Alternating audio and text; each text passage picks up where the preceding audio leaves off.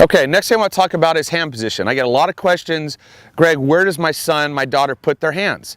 The problem is we watch big league guys, and I know that sounds crazy watching big league guys because they're the greatest hitters in the world, but they've worked on their skills forever.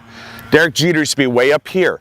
Barry Bonds used to be in this spot. So they all have different moves. Again, for the general hitting purposes, I like the stance and the hands right off the right ear. Not too high, not too low. Again, we want to get rid of wasted motion. If we're up here, we're not going to stay up there. We're going to have to drop them down. If we're too low, we got to move them back up. So the simplest thing is, let's be simple. Let's eliminate wasted motion. Right here.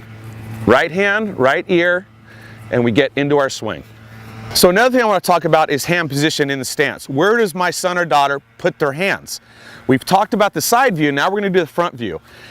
I don't want the younger players to be all tight in here, all crowded, because when we start crowded, we have a tendency to stay crowded. We all of a sudden bring our hands in this way.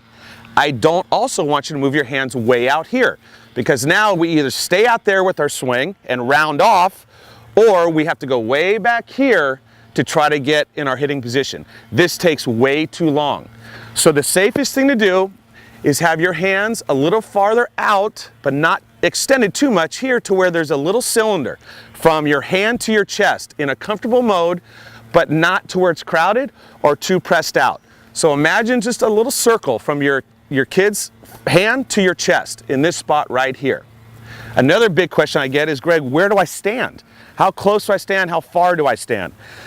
There's no secret method to this. It's really visual. For me, I used to tap the outside, the inside, and then I was ready. If I would tap home plate and I was too upright, I knew I was too close. If I had to bend over too much, I knew I was too far away. So for me, I wanted to be comfortable. Outside, inside, now I'm ready to go. Also, the more you get into your stance and you look down, the more you're going to know where you want to stand.